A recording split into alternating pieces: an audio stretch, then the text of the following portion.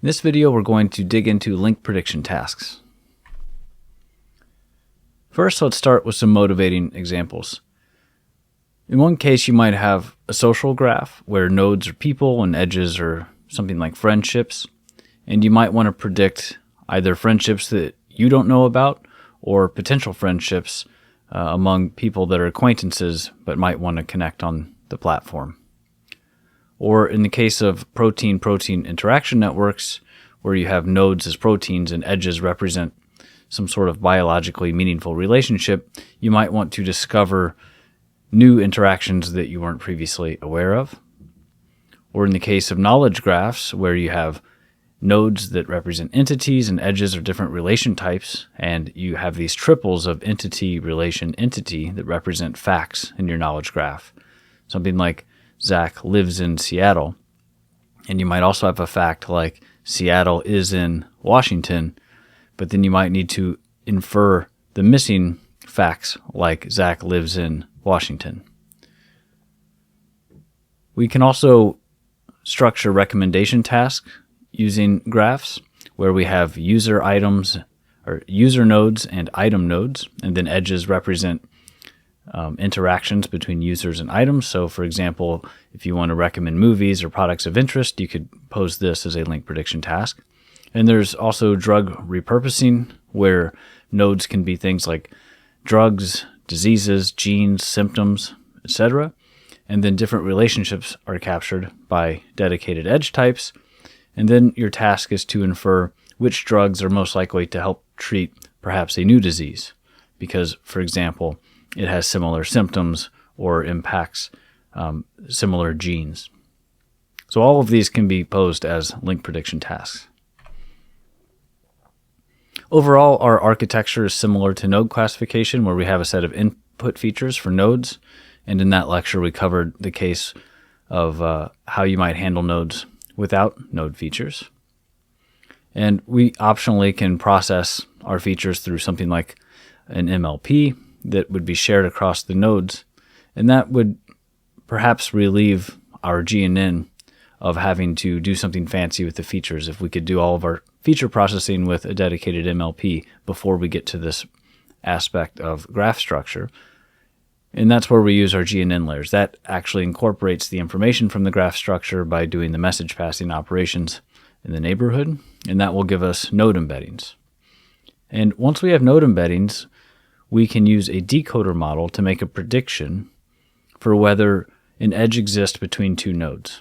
And the way we do that is we calculate all of the embeddings and store them in a table conceptually. And for two nodes for which we want to predict whether there's an edge, we look up their node embeddings in that table, and then we pass that pair of embeddings into the decoder. And its job is to predict whether the edge exists or not. And during training or evaluation, we can construct our ground truth labels based on whether the edge exists, using something like y equals 1, or not, setting y equals 0.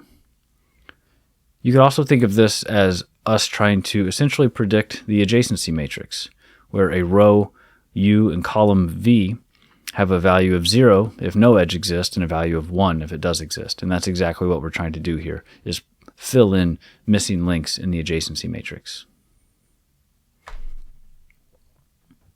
You can also think of this task as working with negative samples, where node pairings that do not share an edge represent these negative samples. And we train our model by showing it both pairings that do have an edge, which are the real, and the fake edges, which are the negative samples, and asking the model to learn the difference between the two. And if we didn't include these negative samples, the model would, of course, just always output 1, because all you would show it are examples where there are edges, so it would learn to just always predict 1. So we need to contrast that with something.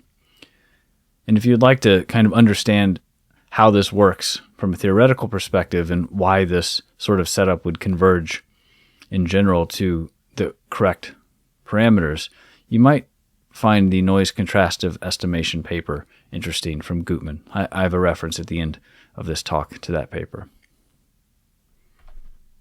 To get a loss and therefore a gradient, we need labels, and we can create these labels by again, using y equals 1 for the real or positive edges and y equals 0 for the fake negative edges.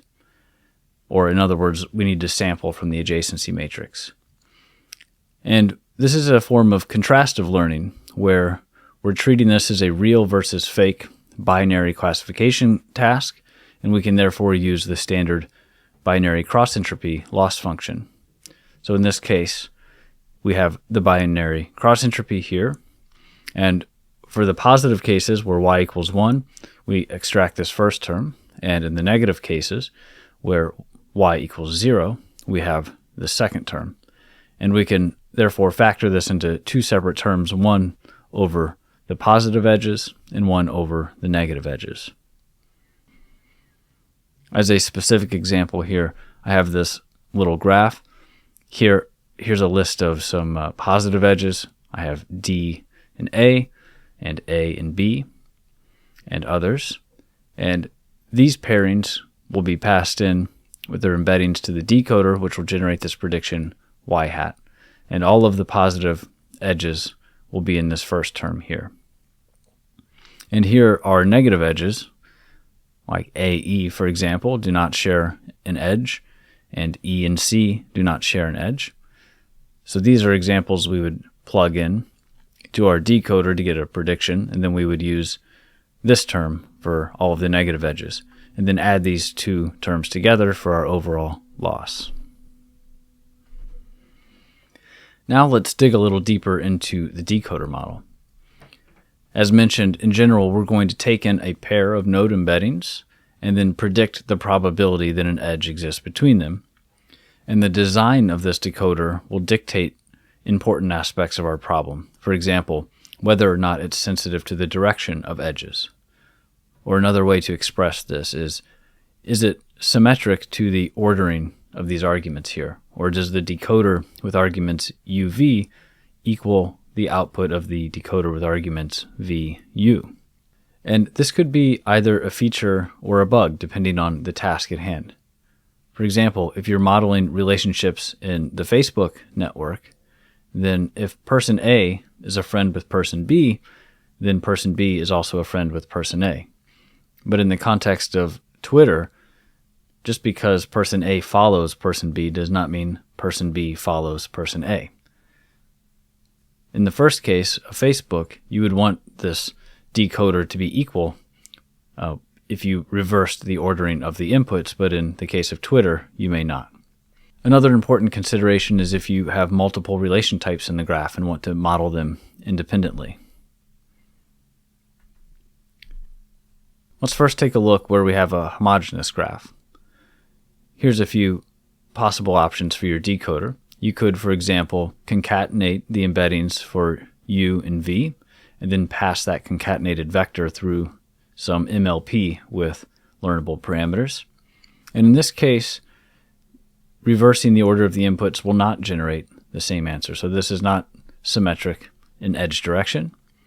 And I think that can be seen clearly if you consider this is going to multiply some weight matrix, and if you reverse the order of this, then they will be multiplying different values in that weight matrix, and there's no reason to expect you to get the same output.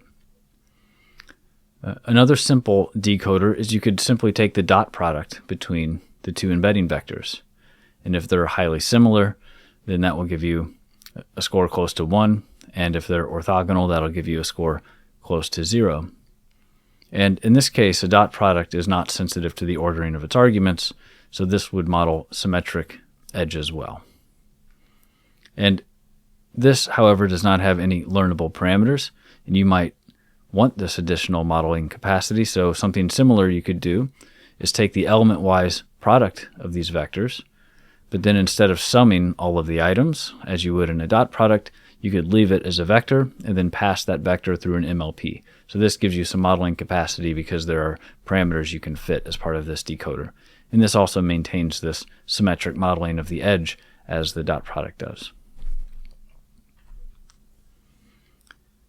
If you have multiple relations, on the other hand, you might want something more sophisticated. Trans-Z and dist-mult are two baseline examples that are pretty popular.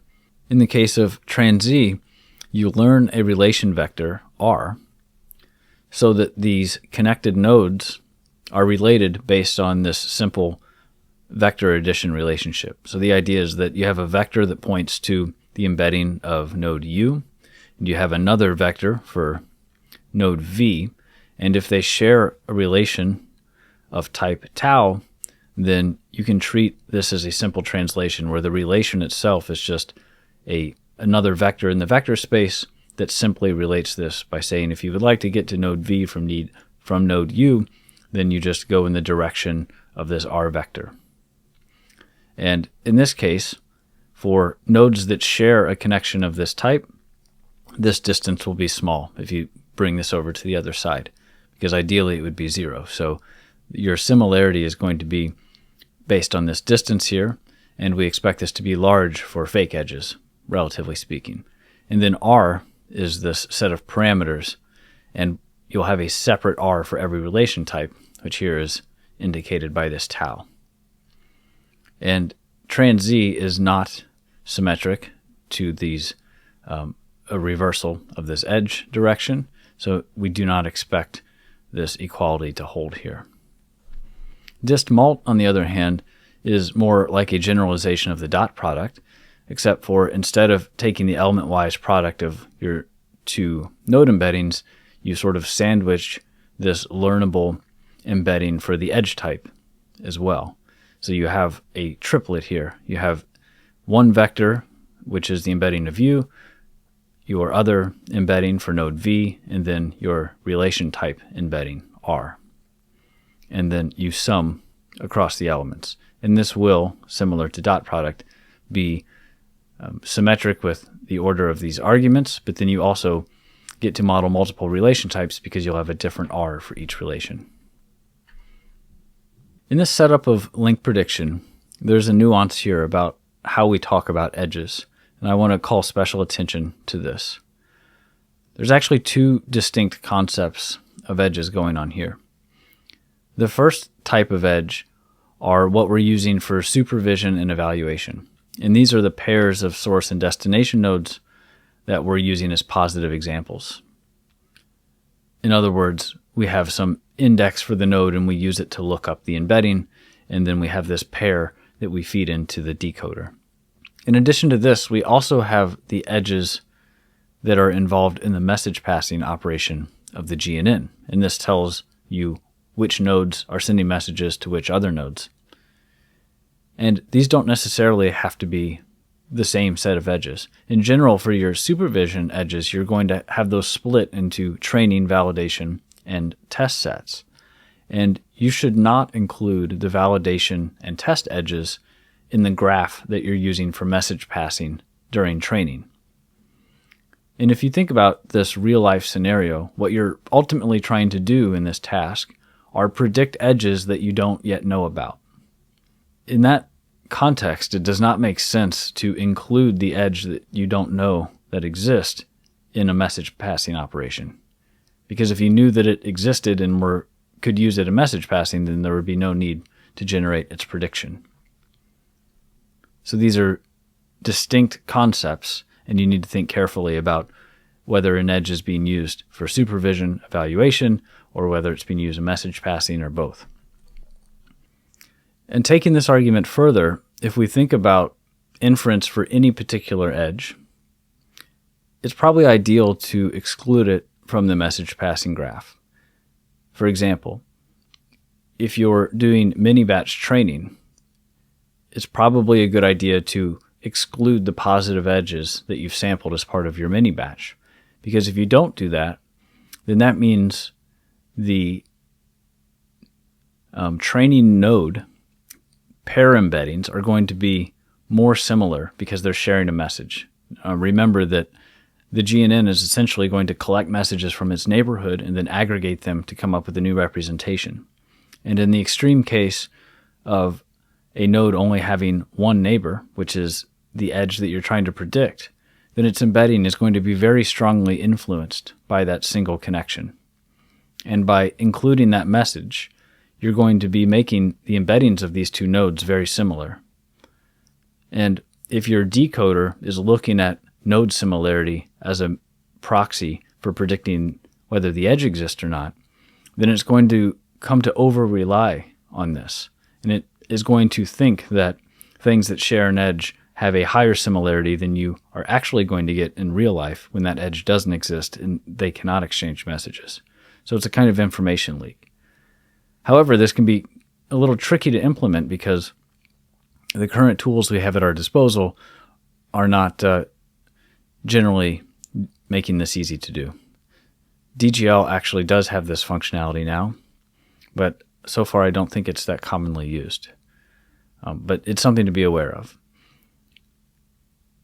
But at the end of the day, this does represent an information leak, and the degree to which it causes you a problem will be task dependent. And in general, I think we expect this to be more pronounced when the number of connections that a node has are small, because that means they're going to be heavily influenced by their neighbors. And if you're trying to make predictions on nodes that have relatively few connections, because, for example, they're new and haven't had time to mature their relationships, then this could cause a significant drop in performance. So just something to look out for. Finally, we get to the link prediction exercise we'll be doing as part of this course. We're going to use the OGBL DDI dataset. This is a drug-drug interaction network. There's about 4,300 drugs, which are nodes in the graph, and about 1.3 million interactions between them. And an interaction in this case means that if you were to take two of the drugs simultaneously, that they would behave significantly differently than if you took them in isolation. We don't have any natural node features in this case, so we'll use learnable node embeddings. And these have been split, the edges, into train, validation, and test based on which proteins that the drugs target in the body. And it's such that the test nodes work significantly differently in the body and have a different biological mechanism of action. And this is really meant to test the generalization ability of these link prediction models. A few references here. As previously mentioned, there's this one on noise contrastive estimation. This is a nice read. If you haven't looked at it before, it's from 2010. So it's not brand new, but it has a nice set of theory with it. I also have Will Hamilton's Graph Representation Learning book. The preprint is available for free online. And specifically chapters 3 and 4, they dig into the different types of decoders in both the homogeneous graph and multi-relation graphs. A nice presentation there that covers a few other aspects aside from just the symmetric relations. And then I also have the trans-Z and dist-mult, because these are foundational models in the multi-relation modeling decoders. So take a look at these if you want to go deeper. And with that, let's get started on the link prediction exercise.